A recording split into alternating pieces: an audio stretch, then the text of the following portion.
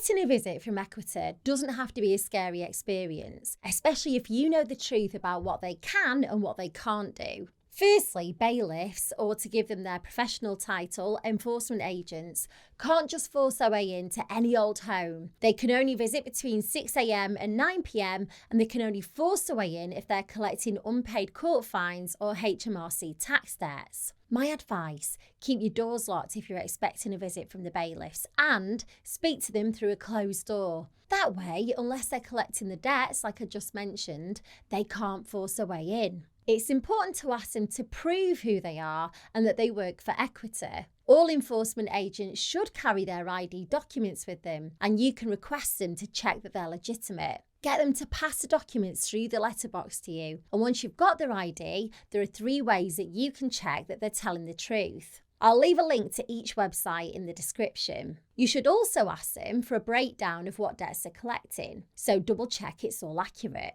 Again, you can ask them to pass all the information through your letterbox. You don't need to invite them in. If Equita are collecting court fines or HMRC debts, then sadly, they can force their way into your home. It still has to be amicable though. Equita can't climb through a window, push past you, enter if there's a child under 16 in the house, or lie about why they're calling. The simplest way to keep them at bay is by agreeing to start paying the debt back. There are lots of options available to you if you're struggling financially. These solutions aren't all suitable for everyone, but there may be 1 or 2 that work for you. So I'll run through them quickly for you. First up, debt management plans. They're an informal agreement that you make with the creditors to pay back your debt at a lower, more affordable rate. Normally that means paying less each month, but over a longer time frame. The catch is that you can't include all your debts in a debt management plan. So things like credit card debt, personal loans, and an overdraft, they can all go in, but court fines and mortgage arrears sadly can't be part of it. Next,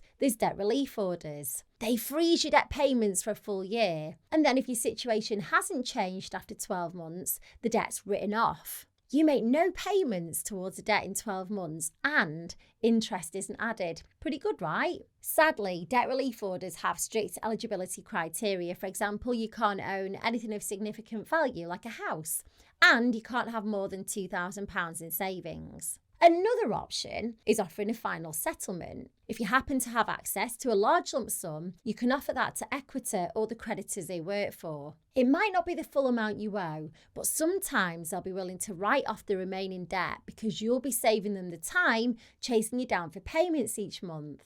Unfortunately, getting your final settlement offer agreed might not be that simple, and Equita or your creditor could simply refuse. Individual voluntary arrangements are another way to deal with Equita. It's a formal agreement between you and your creditors to reduce your payments to 1 simple payment each month. It lasts for 5 years, and at the end, any remaining debt's written off. Again, like with all these options, there are catches. IVAs are legally binding, so you'll need to keep up with the terms that you agree to. Otherwise, you could be back to square one with Equita. But all the time it's in place, you shouldn't hear from Equita. Bankruptcy is probably the most famous option. You may already know, but with bankruptcy, all your assets are reviewed and some may be sold off to pay back your debt.